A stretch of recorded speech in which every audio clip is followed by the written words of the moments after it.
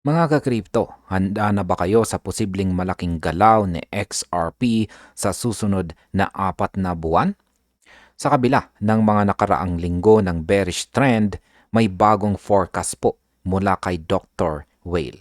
Isa po sa pinaka-respetadong analyst sa crypto space na pwede talagang magbago ang expectation natin para sa market. Kung isa ka po sa mga traders, holders o hodlers na gustong malaman kung saan pwedeng umabot si XRP bago matapos ang unang quarter ng taong 2026, manatili po kayo sa video na ito dahil pag-uusapan po natin ang lahat ng detalye kasama na ang iba pang altcoins at ang papel ni Bitcoin sa susunod na rally. At umpisaan po natin sa ating unang katanungan kung ano po ang forecast ni Dr. Whale para kay XRP. Sa kasalukuyan, sa XRP po ay nasa mga presyong $2.20. Medyo nagtitrade po siya sa tight range matapos ang isang napaka-volatile na buwan ng November. Pero ayon po kay Dr. Whale, may potensyal pa rin itong makita ang meaningful upside bago matapos ang unang quarter ng taong 2026. At ang kanyang forecast, pwedeng umabot daw sa XRP ng hanggang $4 sa susunod na 4 na buwan. At ito ay nangangahulugang pwede po niyang balikan ang psychological level na $3 at pasukin ang uncharted territory na $4. Kung ikukumpara po natin sa kasalukuyang presyo, halos 2 times ang potential upside ni XRP.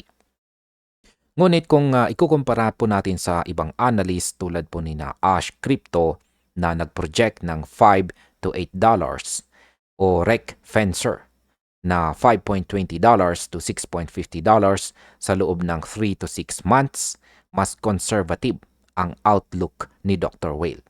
Sa madaling salita, ang kanyang prediction ay para sa steady market scenario na may upward pressure pero hindi pa fully breakout mode sa XRP.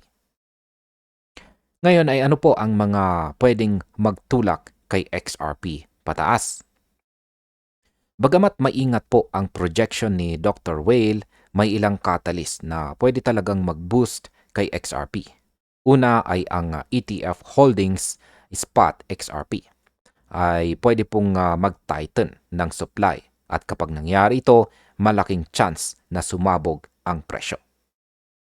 Pangalawa, ang enterprise level partnerships ng Ripple ay patuloy na nagpapataas ng expectations para sa institutional use ni XRP. Kung sakaling magsimulang gamitin ng mga major banks sa XRP bilang settlement rail, posible na sa XRP ay makalusot sa $4 barrier at maabot ang $10 range. Bagay na dati ay parang pangarap lamang. Para sa mga holders at traders, ang senaryo na ito ay napaka-exciting. Ibig sabihin, kahit ang short-term conservative target ay pwede talagang malampasan kung may institutional adoption at saka limited supply. Ngayon ay paano naman po nakadepende sa XRP kay Bitcoin? Isa po sa mga pinaka-importanting punto sa forecast ni Dr. Whale ay ang koneksyon ni XRP sa next major rally ni Bitcoin. Ayon po sa kanya, pwede ang XRP movements ay sumunod sa galaw ni Bitcoin sa susunod na 4 na buwan. Sa ngayon, si Bitcoin po ay nasa $91,500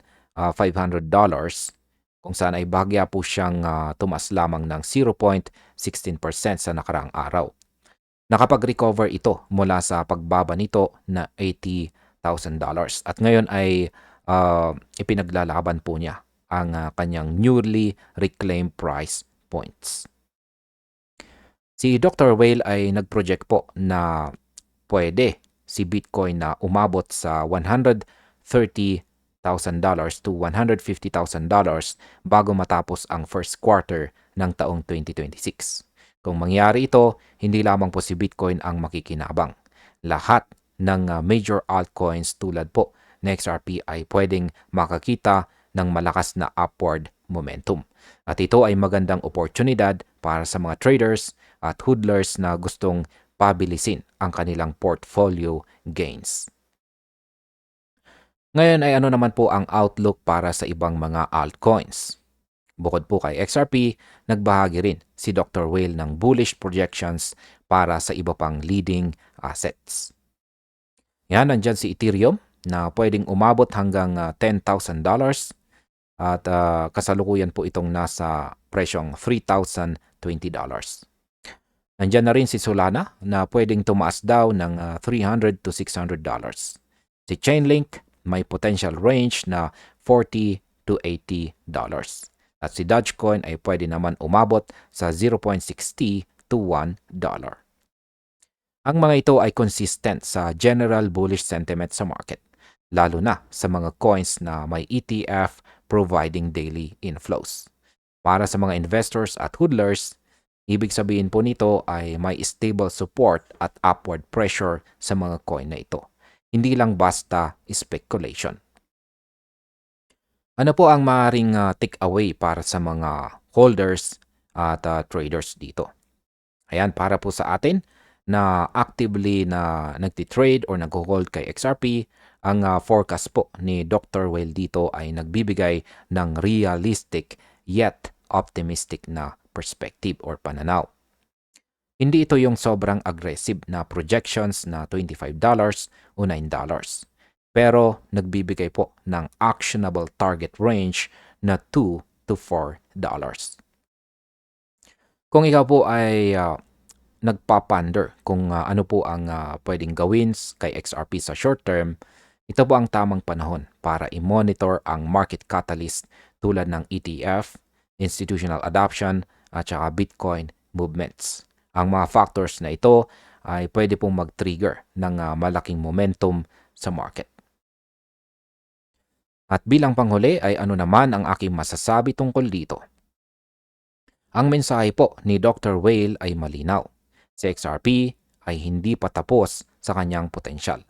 At sa susunod na 4 na buwan, may bullish significant upside na pwede po nating asahan. Ang pinaka-importanting takeaway po dito ay combine steady market targets at possibility ng breakout. Depende po sa mga key catalyst. Para po sa mga traders at holders, ang strategy po dito ay observe, plan at huwag pong maging emotional sa galaw ng market.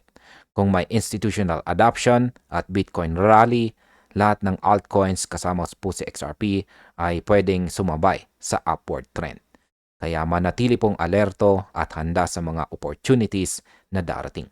Si XRP po ay nagpapakita ng resilience at sa tamang timing, pwede po nating makita ang kanyang next major move. At ayan, hanggang dito na lamang po tayo sa video na ito mga ka-crypto. Maraming salamat sa panonood.